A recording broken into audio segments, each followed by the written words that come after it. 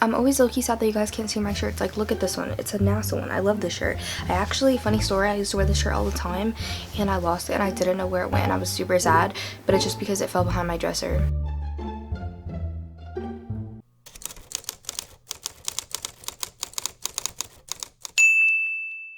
Hey everybody, my name is Deja and welcome back to my channel. Today I'm going to be doing the Nope Trope book tag, and this was created by Zoe from Zoe's All Booked, and I love Zoe so much. I've been following her since almost the beginning of her channel and I love her so much. This tag was created a while ago, but I wasn't sure like when I wanted to do it because I was kind of busy. It was like right at the beginning of my channel, and my friend Eleni did this and I was like, should I film this? And she was like, yeah, so I'm doing it. Obviously because peer pressure, you know? I hate it here! So there's only 6 questions, so this tag is probably going to be quite quick, which is good because I hate editing. So the first question is eavesdropping with miscommunication. Name a book that you have heard good things about and expected to love but ended up hating. Now, I don't really hate that many books, but this book is actually a classic and I read it for school and I absolutely hated it. Loathe entirely. It's just like I never heard bad things about it, and it's a classic, so I expected it to be good. And that is The Catcher in the Rye by J.D. Salinger. I really despise this book. I gave this book 1.5 stars, I think. The only reason I gave this a half star is because I understand this deals with mental health, but I feel like there's a lot other books that do this a lot better, and I guess I understand why it's a classic, but I just think that there's a lot of other books that do what this tried to do better, and this is a very character driven book and I hated every single character, so that's why I probably hated it. Like the main character, he just kind of wandered around and did nothing for a while, which like was super boring, and I hated reading this. Thank you, school, for giving me really good selections. So question 2 is love triangle. Name a series where you can't pick your favorite book, and I actually have not read the last one of this one yet, but between the first two, like, I can't, and that is the Illuminate series. Like, I think I objectively like Gemina better, but I love Illuminate so much too. I just think maybe also because I've read Gemina sooner that I like it better, but I think once I read Obsidio, I'm not going to know what to do with myself and I won't be able to pick. So I decided to go with this series because a lot of other series, I feel like I read them and I definitely have like 1 or 2 favorites, but this one is very difficult, and I think like the first 2 books are amazing and I expect the last one to also be phenomenal. So also those books are so big, so trying to hold all 3 of them at one time is like very difficult. Oh, boo-hoo! Let me play a sad song for you. The world's smallest violin. Question 3 is not like other girls / didn't know I was beautiful. Name a book that has a really boring cover but was hella boring, and for that I'm going to go with Daisy Jones and the Six by Taylor Jenkins Reid. So I did enjoy this book, but it really did not have any plot. If you came here to kill me, clap your hands.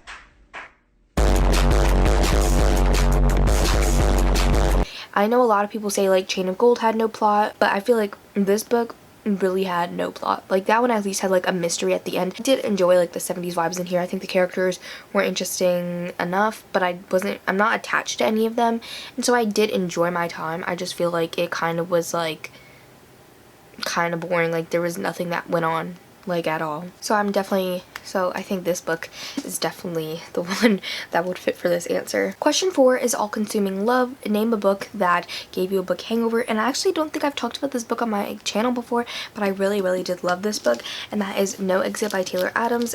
This is like a library edition that like I can't return because of COVID, so that's why it has a glare, but I really love this book, and I think it gave me a book hangover because I know like I feel like any other thriller that I read is never going to live up to this one, even though I did not give this 5 stars.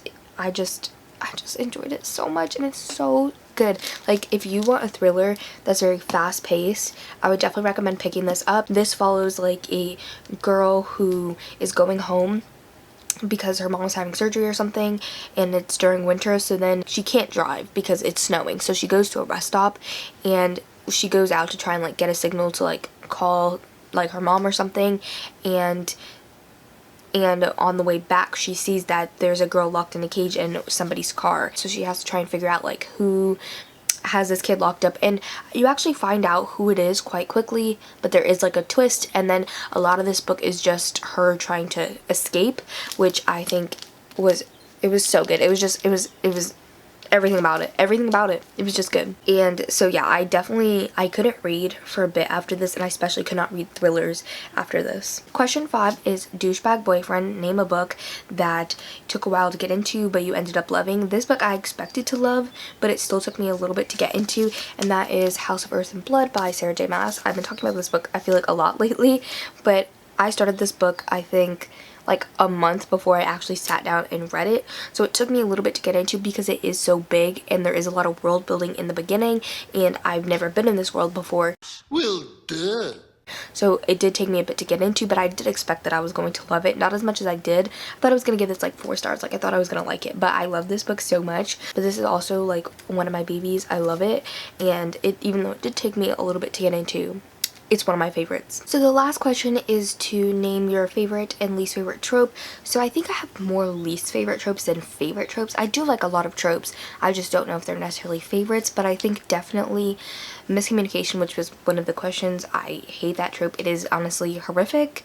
I also hate like the girl's life changes because of the boy, or she realizes something about herself because of a boy. I think I really hate that trope because I understand like you can be impacted by a person, especially if you're in a relationship with them. I just don't think your whole life should change and you should discover yourself completely like just because of somebody else. I would rather see them grow because of other things and them just happen to have a relationship as well. I also hate the chosen one trope. Like this is in like every single fantasy ever. I hate the chosen one trope, especially like the series that shall not be named.